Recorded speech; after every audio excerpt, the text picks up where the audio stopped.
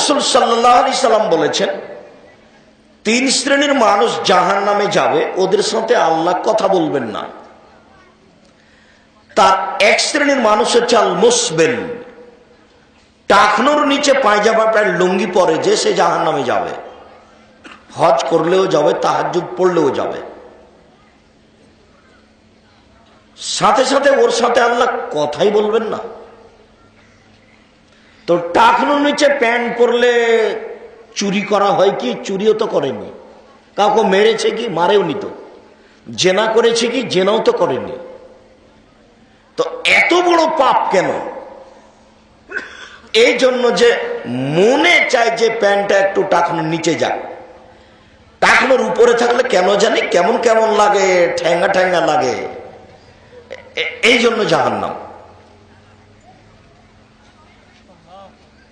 খোটা দেয় যে 4 মদমিনুল খামর, নিয়মিত বিড়ি তামাক জর্দা সিগারেট গুল নেশাদার দ্রব্য খায় পান করে যে। হুজুর জর্দা খায় আর বলছে জর্দা মাকরু। হুজুরের একটু লজ্জা হয় না যে মাকরু মানে খারাপ, খারাপ খায় আবার বলে যে মাকরু। মাকরু কি বেটা? মাকরু কি? মাকরু মানে খারাপ। তুমি খারাপ খাও, আমাদের ইমামতি করো, আবার ফাইজলামি করো? শরম হয় না তোমার? লজ্জা হয় না তোমার? হায়া হয় না তোমার? ইতস্তবোধ নেই তোমার? মানবতা নেই তোমার? বোধগম্য নেই তোমার? হিতাহিত জ্ঞান নেই তোমার?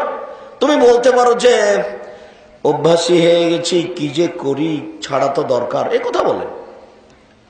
মাকরু বলে ফাইজলামি করেন কেন? আপনি বলছেন মাকরু, আমি বললাম হারাম। আল্লাহ নবী বলেছেন, মান ওয়াকা ফিস শুবহাত ওয়াকা ফিল হারামে, যে সন্দেহের মধ্যে পড়লো সে হারামের মধ্যে পড়লো। চূড়ান্ত সিদ্ধান্ত নেই যার, সেটা চূড়ান্ত হারাম। চূড়ান্ত সিদ্ধান্ত নেই যার, সেটা চূড়ান্ত হারাম। চূড়ান্ত সিদ্ধান্ত নেই যার, সেটা চূড়ান্ত হারাম। আমি যেটা বলছি সেটা হলো এই, যে জুয়া খেললে না হয় জাহান্নামে যাবে, কিন্তু চৌসার, ছক্কা, লুডু, দাবা, পাঞ্জা, ক্যারামবোর্ড, তাস, গেমস এই ধরনের খেলা খেললে সে তার হাতকে শোরের শুকুরের মধ্যে, শুকুরের রক্তের মধ্যে ডুবিয়ে দিল। এইটা কেন?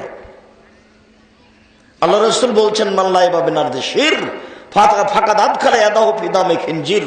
কেউ যদি চৌসার, ছক্কা, লুডু, দাবা, পাঞ্জা, ক্যারামবোর্ড, তাস, গেমস এই ধরনের খেলা খেলে, তাহলে সে তার হাতকে শোরের শুকুরের রক্তের মধ্যে ডুবিয়ে দিল।